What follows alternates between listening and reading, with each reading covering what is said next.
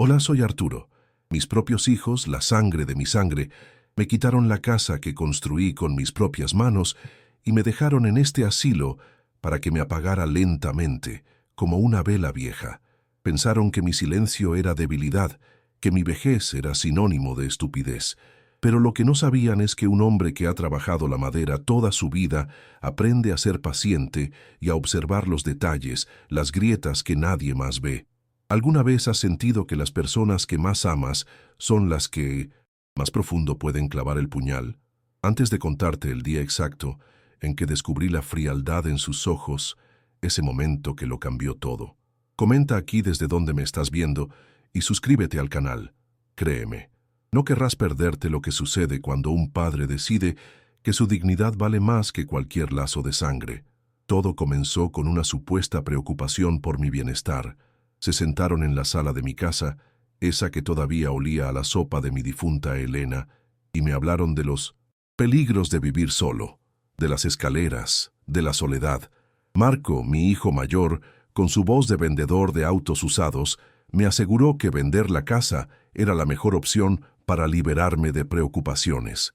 Sofía, mi niña, asentía con lágrimas falsas en los ojos, prometiéndome que me mudarían con ella, que nunca me faltaría nada. Me hablaron de amor y cuidado, pero sus ojos brillaban de una forma extraña cada vez que mencionaban el valor del terreno. Firmé los papeles como un tonto, creyendo en su teatro, sin darme cuenta de que estaba firmando mi propia sentencia de abandono. El dinero de la venta, por supuesto, nunca lo vi. Y aquí terminé, en la residencia El Ocaso. El nombre ya es una broma cruel. Este lugar no tiene nada de un tranquilo atardecer. Es más bien una sala de espera para el final. El aire huele a desinfectante barato y a una tristeza que se pega en la ropa. Mis días se convirtieron en un ciclo monótono de comidas insípidas, siestas forzadas y el sonido constante de un televisor que nadie mira. Desde mi ventana no veo el rosal que plantó Elena, solo un muro de ladrillos grises. A mi alrededor, otros viejos con la mirada perdida, cada uno con su propia historia de traición familiar susurrada en los pasillos. Nos reconocemos en el silencio, en la forma en que evitamos hablar del pasado. Somos los muebles viejos que la familia ya no quiso en la casa nueva. La primera vez que vinieron a visitarme fue 2 semanas después de dejarme aquí. Llegaron con prisa, como si cumplieran con una obligación desagradable. Me trajeron un paquete de galletas que mi diabetes me prohíbe comer y se sentaron en el borde de la cama, evitando mirar directamente a los ojos.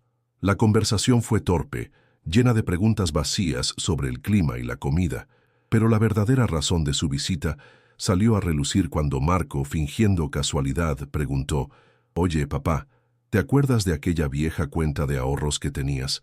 Solo para asegurarnos de que todo esté en orden ya. ¿Sabes?».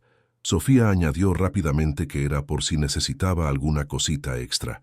En ese momento, el frío que sentí no tenía nada que ver con la corriente de aire de la ventana. Era el frío de su codicia. Cuando la puerta se cerró detrás de ellos, el eco de sus pasos se sintió como martillazos en mi cabeza. Me quedé mirando el paquete de galletas intacto sobre la mesita de noche, un símbolo perfecto de su falso afecto, un gesto vacío, inútil y hasta perjudicial. Fue como si una venda se cayera de mis ojos. De repente, todas las piezas encajaron. Recordé las llamadas apresuradas en mis cumpleaños, su impaciencia cuando les contaba mis historias de siempre, las veces que se quejaban de sus propias finanzas mientras miraban los muebles de mi casa como si ya fueran suyos. No fue una decisión difícil para esa decisión. Fue una revelación lenta y dolorosa, como una herida que se infecta poco a poco. Durante días, me senté en la silla de plástico junto a la ventana, observando la vida pasar sin mí. Veía a las enfermeras ir y venir, a los otros residentes deambular por los pasillos con la mirada vacía, y me di cuenta de que todos éramos fantasmas de un pasado que a nuestros familiares les resultaba incómodo recordar. La codicia de mis hijos no había nacido de la noche a la mañana. Había estado creciendo en silencio, alimentada por mi confianza ciega. Habían confundido mi amor incondicional con una invitación para tomar todo lo que tenía, hasta despojarme de mi propio hogar. Y la peor parte era que yo se lo había permitido, sonriendo mientras me clavaban el cuchillo. La cuenta de ahorros que Marco mencionó era mi último secreto, el ancla que me unía a Elena. La abrimos juntos hace más de 30 años, con el primer bono que recibí en la carpintería. «Para nuestra vejez, Arturo», me dijo ella, con esa sonrisa que podía iluminar cualquier habitación. «Para que nunca dependamos de nadie». Cada centavo allí guardado era un recuerdo de su sacrificio, de las horas extra que trabajé, de los lujos que nos negamos para construir un futuro seguro. Darles ese dinero no sería solo ceder a su avaricia, sería traicionar la memoria de mi esposa, profanar el único santuario que me quedaba. Me aferré a ese secreto como un náufrago a un trozo de madera, no por el valor del dinero, sino por lo que representaba, mi independencia, mi dignidad y el último vestigio de un amor que ellos nunca entendieron. La siguiente visita fue diferente. Ya no había sonrisas forzadas ni preguntas vacías. Marco llegó con un maletín de cuero y una expresión de hombre de negocios. Sacó una pila de papeles y los puso sobre mi mesita de noche, junto a las pastillas de la presión. «Papá, esto es solo una formalidad», dijo, con un tono que no admitía discusión. «Es un poder notarial, para que yo pueda administrar esa cuenta vieja por ti. Así no tienes que preocuparte por nada». Sofía, a su lado, intentó suavizar el golpe. «Piénsalo, papi. Con ese dinero podríamos conseguirte una habitación privada con vista al jardín. Serías mucho más feliz». La oferta era tan burda, tan descaradamente manipuladora, que sentí una náusea amarga subir por mi garganta. Estaban intentando comprar mi rendición con mi propio dinero. Respiré hondo, sintiendo el peso de todas las miradas de los otros residentes, que fingían no escuchar desde el pasillo. Miré a Marco, luego a Sofía, y por primera vez en mi vida no vi a mis hijos. Vi a dos extraños con rostros familiares. «No», dije. La palabra salió de mi boca con una calma que ni yo mismo esperaba. Fue un no pequeño, casi un susurro, pero resonó en el silencio de la habitación como un disparo. La cara de Marco se transformó. La máscara de hijo preocupado se desvaneció, revelando una ira fría y afilada. «¿Cómo que no? Papá, no seas terco, ¿no entiendes que es por tu bien?» Sofía comenzó a llorar, pero sus sollozos sonaban a berrinche, no a tristeza. La humillación de ser tratado como un niño incapaz me quemó por dentro, pero me mantuve firme. Era lo único que me quedaba. Después de ese día, el silencio se convirtió en mi compañero más constante. Las visitas cesaron por completo. Las semanas se convirtieron en meses. Al principio, intenté llamar. Dejaba mensajes en sus contestadores, con la voz temblorosa, preguntando si todo estaba bien, si había hecho algo mal. Las pocas veces que contestaban, sus voces eran distantes, sus excusas apresuradas. «Estoy en una reunión, papá. Te llamo más tarde». Ese «más tarde» se convirtió en una promesa vacía, un eco que nunca encontraba respuesta. Comprendí que era su estrategia, su castigo por mi desobediencia. Estaban intentando doblegarme con la soledad, esperando que el aislamiento me ablandara y me hiciera suplicar por su atención, con la chequera en la mano, pero cada día de silencio, en lugar de debilitarme, endurecía mi resolución. El dolor se estaba transformando lentamente en una armadura. Fue en medio de esa soledad que encontré a Miguel. Era un hombre de pocas palabras, con unos ojos que habían visto demasiado. Había sido contador toda su vida y, como yo, había sido despojado por su propia familia. Una tarde, mientras jugábamos una partida de dominó en el patio, le conté mi historia. No me interrumpió ni una sola vez. Cuando terminé, colocó una ficha sobre la mesa con una precisión metódica y me miró fijamente.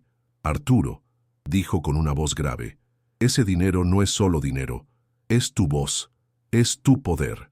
En el momento en que se lo entregues, dejarás de ser una persona para ellos y te convertirás en un problema resuelto. No cedas, lucha con la única arma que te dejaron». Sus palabras me golpearon con la fuerza de una verdad innegable. Ya no se trataba de proteger mis ahorros, se trataba de proteger mi existencia. La represalia no tardó en llegar. Una mañana, la directora del asilo, una mujer con una sonrisa tan fría como sus ojos, me llamó a su oficina.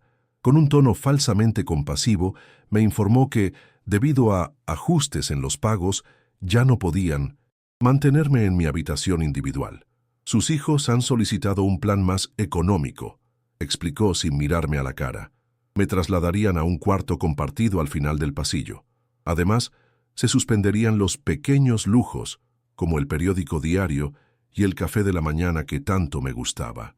Cada palabra era un golpe calculado, una humillación diseñada para recordarme mi impotencia.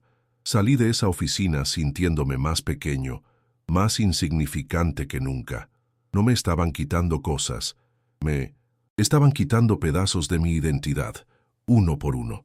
El cuarto que me asignaron olía a encierro y a la resignación de Ramón, mi nuevo compañero, un hombre perdido en los laberintos de su propia mente que murmuraba nombres de personas que ya no existían. La ventana, más pequeña que la anterior, daba a un patio interior donde solo se veían tuberías oxidadas y ropa tendida. Cada mañana, al despertar con sus lamentos confusos, sentía que me habían robado no solo mi casa, sino también mi derecho a un final tranquilo. Me quitaron el periódico, que era mi único vínculo con el mundo exterior, y el café, ese pequeño placer que me recordaba las mañanas con Elena. Cada pequeña pérdida era un recordatorio deliberado de mi nueva condición. Era un prisionero, y mis carceleros eran mis propios hijos.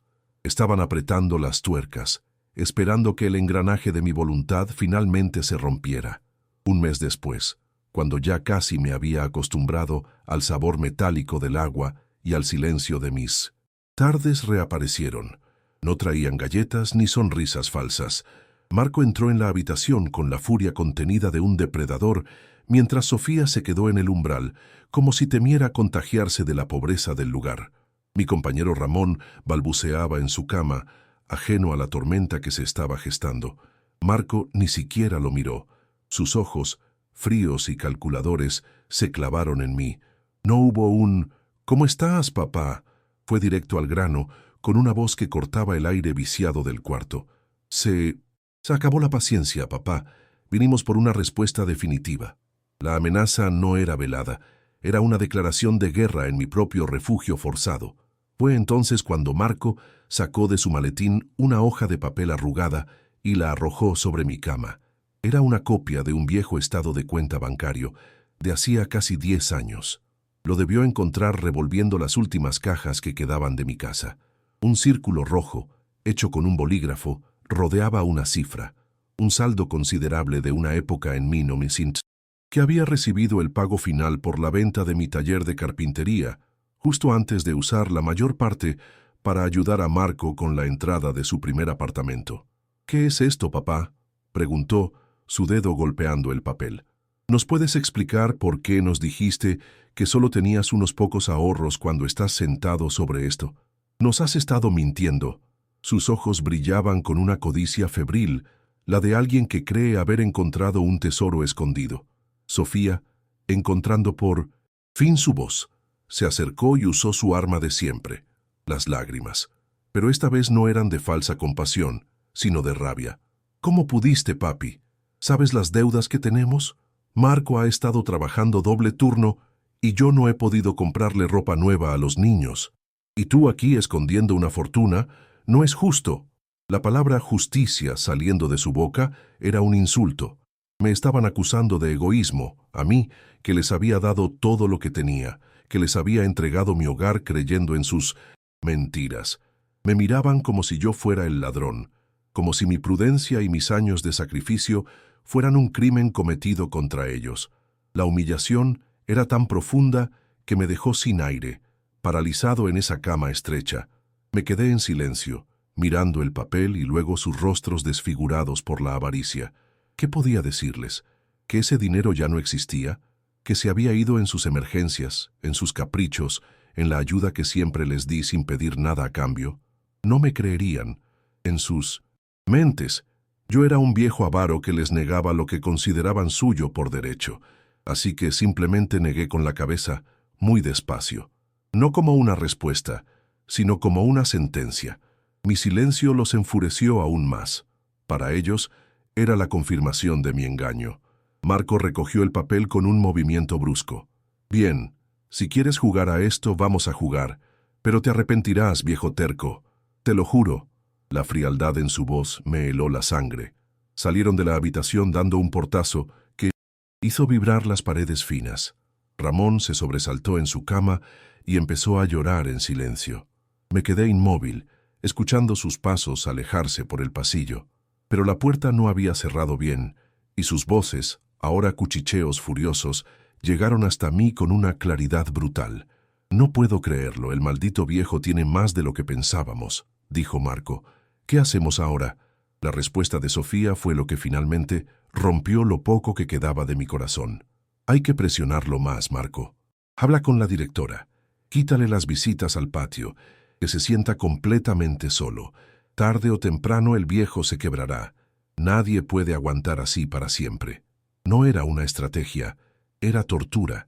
En ese instante, todo el dolor y la tristeza que había sentido se evaporaron, reemplazados por una claridad fría y dura como el acero.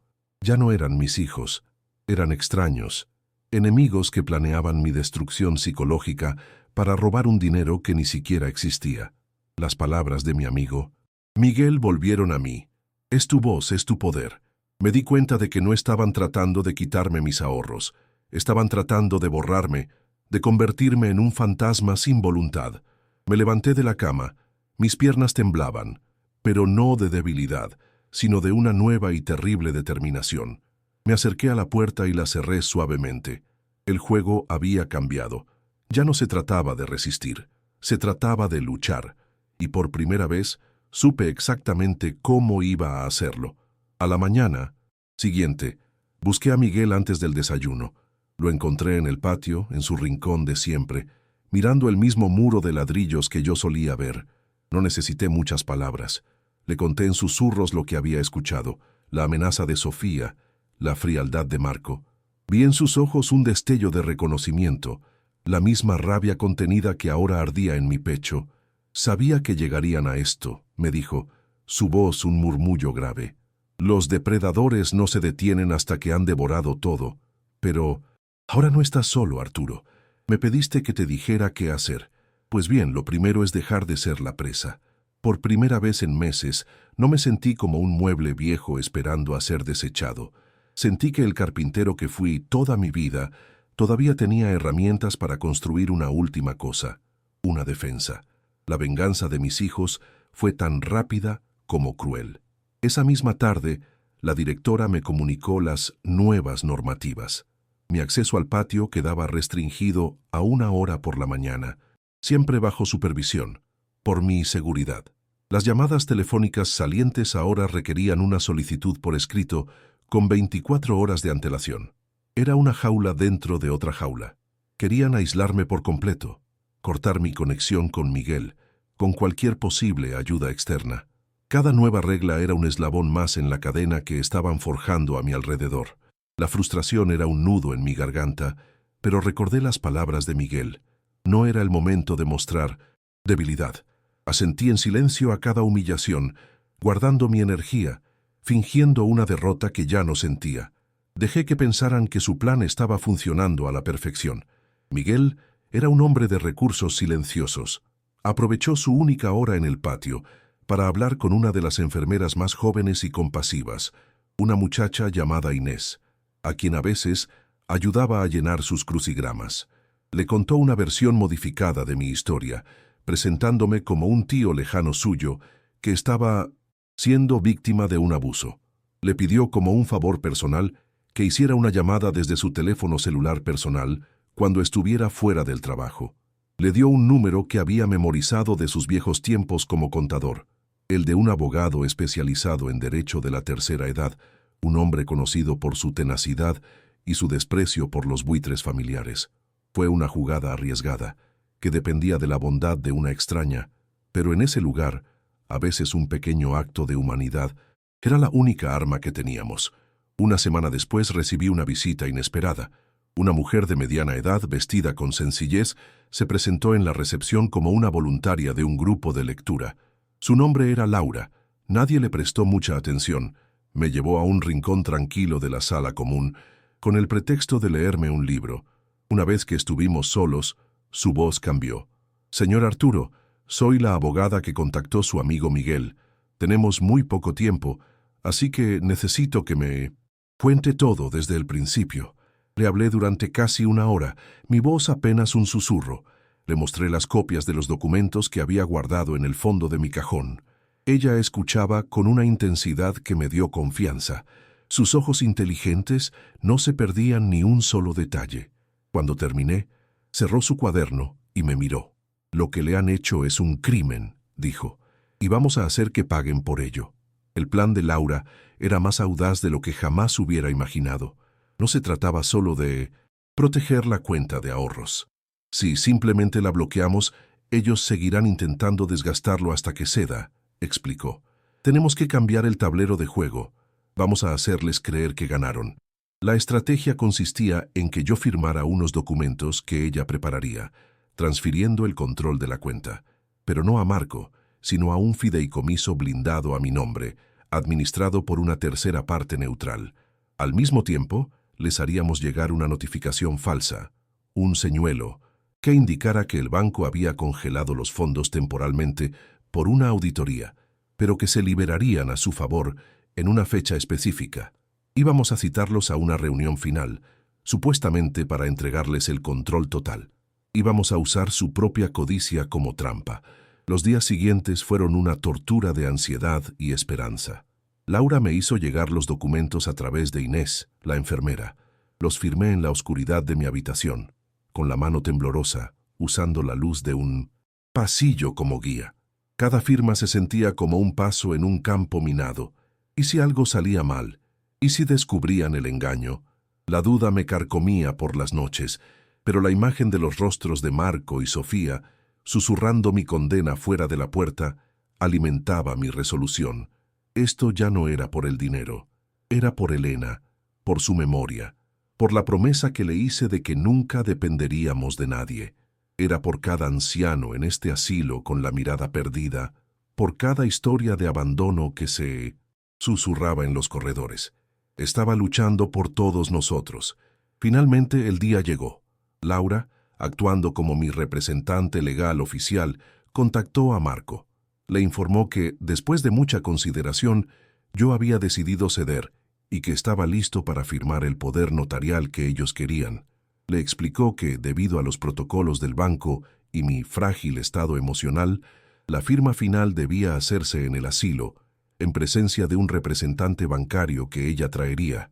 La reunión se fijó para el viernes siguiente, a las 3 de la tarde, en la pequeña sala de visitas. Marco aceptó de inmediato, su voz llena de un triunfo mal disimulado. La trampa estaba puesta. Sentí un escalofrío recorrer mi espalda. No sabía si era miedo o la anticipación de ver sus rostros cuando la verdad finalmente cayera sobre ellos como una losa de granito. El viernes llegó con una lentitud exasperante. Me vistieron con una camisa limpia, una que no usaba desde el último aniversario con Elena. Me sentaron en la cabecera de la mesa en la pequeña sala de visitas. El aire era denso, olía a cera de piso y a la tensión que se acumulaba con cada tic-tac del reloj en la pared. Laura se sentó a mi derecha, serena y profesional. A mi izquierda, un hombre corpulento de traje gris, a quien Laura presentó como el señor Valdés, del banco. Mis hijos entraron puntuales. Marco con una sonrisa de tiburón, ansioso por la carnada. Sofía, con un aire de falsa solemnidad, como si asistiera a un funeral del que saldría beneficiada. Se sentaron frente a mí sin poder disimular la avidez en sus miradas, evitando mis ojos y concentrándose en el maletín de Laura. No veían a su padre, veían una caja fuerte a punto de abrirse. Laura comenzó la reunión con una formalidad glacial que pareció poner nervioso a Marco. «Gracias por venir», dijo, abriendo su maletín de cuero. «Como les informé, el señor Arturo ha tomado una decisión final respecto a la administración de sus finanzas». Sacó una carpeta abultada y la colocó en el centro de la mesa con un sonido sordo que pareció hacer eco en la habitación. Marco se inclinó hacia adelante, sus nudillos blancos de apretar las manos. Sofía me dirigió una mirada fugaz, una mezcla de lástima fingida y triunfo. «Papi, verás que esto es lo mejor para todos», susurró, como si estuviera consolando a un niño. Asentí lentamente, manteniendo mi rostro inexpresivo, sintiendo el peso de cada mentira que habían construido, ladrillo por ladrillo. El cebo estaba en la mesa, y ellos estaban listos para morder con todas sus fuerzas, sin sospechar el anzuelo que se escondía dentro. «Antes de firmar el poder notarial que tanto les interesa», continuó Laura, su voz cortante como el filo de un cuchillo, «hay un par de activos no declarados que debemos incluir para que el traspaso sea completo y legal». Abrió la carpeta, pero no sacó ningún formulario bancario. En su lugar, deslizó sobre la mesa una fotografía vieja y descolorida de mi antiguo taller de carpintería. «Ustedes recordarán este lugar. Su padre lo vendió hace 8 años, justo después de que su madre falleciera».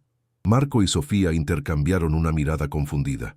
«¿Y eso qué tiene que ver?», espetó Marco impaciente.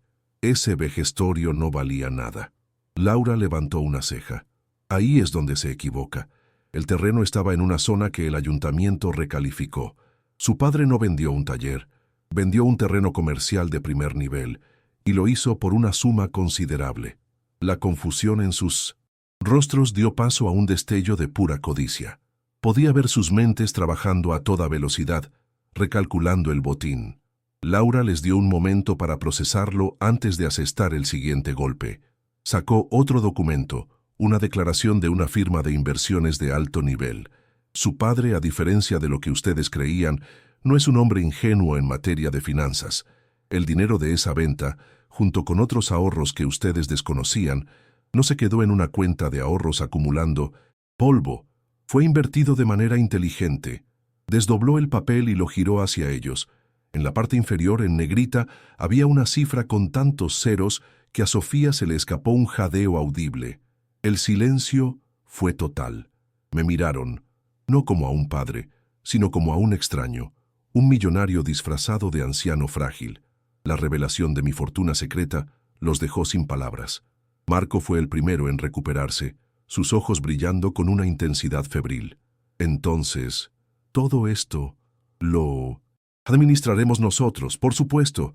Es demasiado para que él lo maneje», tartamudeó, extendiendo una mano temblorosa hacia los papeles. Laura retiró la carpeta con un movimiento suave pero firme. «Me temo que no», dijo con una sonrisa helada. «Su padre ya ha tomado disposiciones permanentes para la gestión de todo su patrimonio». Sacó un último documento, elegantemente encuadernado. «Les presento el acta constitutiva de la Fundación Elena Méndez para la Dignidad del Anciano. Su padre ha donado cada centavo de su fortuna a esta fundación, que se dedicará a ofrecer asistencia legal y refugio a personas mayores en situación de abandono y abuso financiero familiar. Él será el presidente honorario vitalicio». La mandíbula de Marco se desencajó.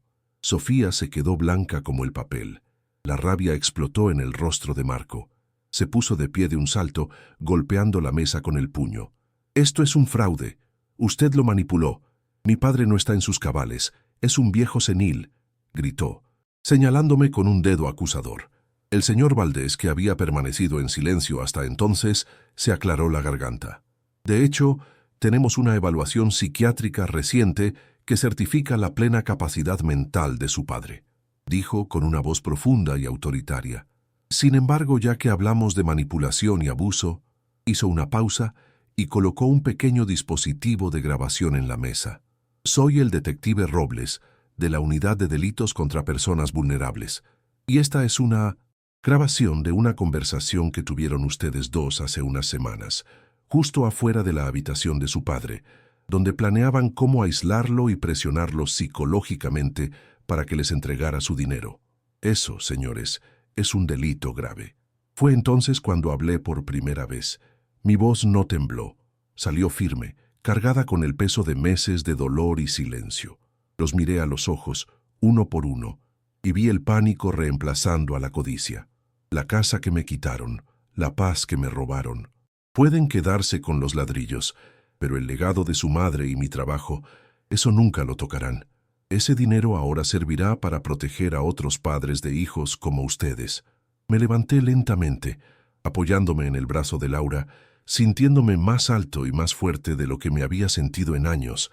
Caminé hacia la puerta, pero me detuve en el umbral y los miré por última vez. A partir de hoy ya no tengo hijos, solo tengo un nuevo propósito. Y ustedes dos, dije, mientras el detective Robles les leía sus derechos, son el primer caso de mi fundación. Si conoces a alguien que necesita escuchar este mensaje de que nunca es tarde para reclamar la propia dignidad, por favor, comparte este video con esa persona. No olvides suscribirte para más historias sobre cómo encontrar la fuerza para trazar tu propio camino, incluso cuando el mundo espera que te rindas. Gracias por escuchar. La imagen de mis hijos siendo escoltados por el detective Robles, con las esposas brillando bajo la luz fluorescente del pasillo, es algo que nunca se borrará de mi mente. No sentí la alegría de la victoria, ni el placer de la venganza. Lo que sentí fue un vacío inmenso, el peso de un final definitivo. El silencio que dejaron a su paso fue más ruidoso que sus gritos de indignación. Las enfermeras y los otros residentes, que habían observado todo desde la distancia, me miraban con una mezcla de asombro y respeto. Esa tarde, dejé de ser el pobre viejo abandonado del cuarto 12. Me convertí en una leyenda silenciosa, en la prueba viviente de que la dignidad no tiene fecha de caducidad. Mientras Laura me ponía una mano en el hombro, supe que mi vida como padre había terminado, pero mi vida como Arturo, el hombre que Elena amó, apenas comenzaba de nuevo. El proceso legal fue rápido y brutalmente público. Los periódicos locales lo llamaron el caso del padre olvidado. Los abogados de mis hijos intentaron pintar un cuadro de mí como un anciano manipulado y senil, pero la grabación del detective Robles y los testimonios de Inés y Miguel demolieron cada una de sus mentiras. Asistí a cada sesión del juicio, no por odio, sino porque necesitaba ver el rostro de la justicia. Ver a Marco y a Sofía en el banquillo, despojados de su arrogancia, era como mirar a dos extraños que habían tomado prestados los rostros de mis hijos. Fueron declarados culpables de abuso a una persona vulnerable y fraude. La sentencia fue de varios años de prisión. Cuando el juez golpeó el mazo, no sentí alivio, solo una profunda tristeza por las ruinas de la familia que una vez construí con tanto amor. Un mes después, salí por la puerta principal de la residencia El Ocaso, por última vez, pero esta vez como un hombre libre. Con la ayuda de la fundación, me mudé a un pequeño apartamento con un balcón que daba a un parque lleno de niños riendo. La primera mañana, me preparé mi propio café, fuerte y negro, como a mí me gustaba, y me senté a ver el amanecer. El simple acto de decidir a qué hora despertarme, qué comer o cuándo salir a caminar se sentía como un lujo increíble. Compré madera y algunas herramientas básicas, y en un rincón de la sala, comencé a construir pequeñas cajas de música, algo que no hacía desde que Elena vivía. El olor del pino recién cortado llenó mi nuevo hogar, y con él sentí que una parte de mi alma, que creía perdida para siempre, comenzaba a sanar lentamente. La Fundación Elena Méndez se convirtió en el centro de mi universo. Laura se encargó de la dirección ejecutiva y juntos formamos un pequeño equipo de abogados y trabajadores sociales apasionados. Mi rol era más simbólico, pero insistí en conocer personalmente cada caso. Escuché historias que eran ecos de la mía: padres despojados, abuelos engañados, la soledad usada como arma de extorsión. En cada rostro vi el mío, en cada historia sentí mi dolor, pero ahora, en lugar de impotencia, podía ofrecer ayuda real. Nuestro primer gran éxito fue ayudar a una anciana llamada Isabel a recuperar su casa, de la que su nieto se había apoderado con engaños.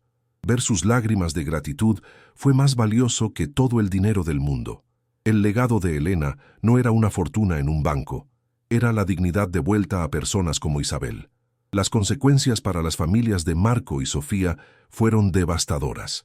La noticia del escándalo y su encarcelamiento destruyó sus vidas sociales y profesionales. El esposo de Sofía, incapaz de soportar la vergüenza, pidió el divorcio y se mudó a otro estado con los niños. El negocio de Marco, construido sobre una reputación que ahora estaba en ruinas, Quebró en cuestión de meses, dejando a su esposa ahogada en deudas. Nunca intenté contactar a mis nietos. ¿Qué podría decirles? ¿Cómo explicarles que sus padres eran monstruos disfrazados de protectores?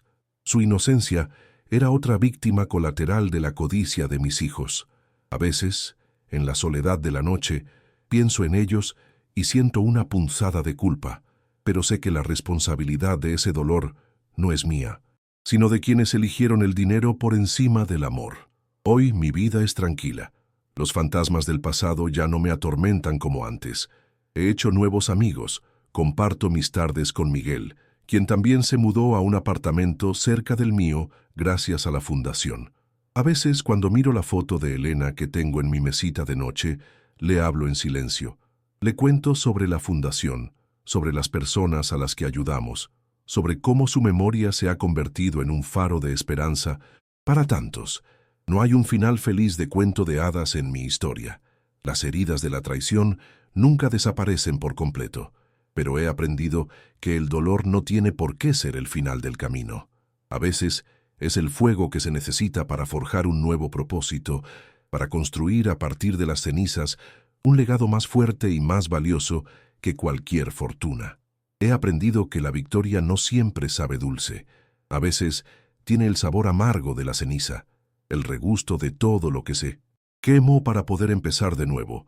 Hay mañanas en las que me despierto en el silencio de mi apartamento y por un instante espero escuchar el teléfono, la voz de Sofía preguntando si necesito algo del supermercado, pero el teléfono no suena y el silencio me recuerda que la familia que tuve ya no existe. Las cicatrices de la traición no desaparecen con una sentencia judicial, se quedan contigo, grabadas en la piel del alma, no como un símbolo de debilidad, sino como un mapa de las batallas que has sobrevivido. Son el recordatorio constante de que la confianza, una vez rota, es la pieza más difícil de reconstruir, incluso dentro de uno mismo. En este viaje doloroso, descubrí una verdad fundamental. La sangre te hace pariente, pero es la lealtad, el respeto y el cariño lo que te convierte en familia. Mis hijos compartían mi ADN, pero fueron un amigo como Miguel, una enfermera compasiva como Inés, y una abogada tenaz como Laura, quienes se convirtieron en mi verdadero soporte. Ellos no me vieron como una cuenta bancaria que vaciar o un problema que esconder. Me vieron como un ser humano, con una historia, con dignidad. Me enseñaron que la familia no es algo que se hereda, sino algo que se construye día a día, con pequeños gestos de humanidad. La familia es la mano que te levanta cuando has caído, no la que te empuja al abismo. Y esa familia, la que se elige con el corazón, es la única que realmente importa al final del camino. Mis hijos estaban obsesionados con la fortuna que creían que yo escondía, sin darse cuenta de que mi verdadera riqueza nunca estuvo en un banco. Mi riqueza estaba en mis manos, en la habilidad para transformar un trozo de madera en algo hermoso y útil. Estaba en los recuerdos de cada amanecer junto a Elena, en el olor a café de nuestras mañanas, en las risas que llenaron la casa que construimos juntos. El dinero solo fue una herramienta, un medio para un fin. Para ellos era el fin en sí mismo. Para mí se convirtió en el material para construir un legado. La Fundación Elena Méndez. La verdadera fortuna no es lo que acumulas, sino lo que proteges, lo que construyes para los demás. Y en ese sentido, ahora soy el hombre más rico que conozco, porque mi patrimonio es la dignidad devuelta a otros. Si usted que me está escuchando se encuentra en una situación de soledad, sintiendo que su voz no es escuchada por aquellos que deberían amarlo más, quiero decirle algo. No está solo. El silencio y la vergüenza son los muros más altos que construyen los abusadores a nuestro alrededor. Nos hacen creer que somos una carga, que nuestros sentimientos no importan, que no merecemos respeto. Pero su historia vale, su dignidad es innegociable. No necesita una fortuna secreta para luchar, solo necesita dar un primer paso, contárselo a alguien, un amigo, un vecino, un profesional. Romper el silencio es el primer martillazo contra esos muros. No permita que nadie apague su luz solo porque les molesta su brillo. Aún tiene el poder de escribir el último capítulo de su propia historia, y puede ser uno de triunfo, Cada vez que firmo un cheque de la fundación para ayudar a un anciano a conseguir un abogado o un lugar seguro donde vivir, siento que Elena está a mi lado, sonriendo. Ella era una mujer práctica, fuerte, que creía en la justicia y la decencia por encima de todo. Nombrar la fundación en su honor no fue solo un gesto de amor, fue una declaración de principios. Su espíritu es el cimiento de todo lo que hacemos. Ella fue la arquitecta de nuestra vida juntos, y ahora su legado es el refugio de muchos otros. El dinero que mis hijos codiciaban, ese que nació de nuestro esfuerzo compartido, ahora se ha purificado, se ha transformado en segundas oportunidades, en justicia para los olvidados, en la prueba tangible de que el amor verdadero, el que se basa en el cuidado y el respeto, puede florecer incluso después de la muerte. Mi historia no termina con un final de cuento de hadas donde todos se perdonan y viven, felices para siempre. Termina con la paz áspera y real de haber hecho lo correcto, aunque el costo fuera inmenso. Termina con la aceptación de que a veces, para salvarte a ti mismo, debes cortar los lazos que te están ahogando, sin importar cuán sagrados parezcan. He encontrado un nuevo propósito, una nueva familia y una nueva forma de honrar a mi esposa, y eso es más de lo que jamás esperé tener. Si esta historia le ha recordado la importancia de la dignidad y el respeto, o si conoce a alguien que necesita escuchar que no está solo en su lucha, por favor comparta este mensaje y no olvide suscribirse para encontrar más relatos sobre la inquebrantable fuerza del espíritu humano. Gracias por escucharme.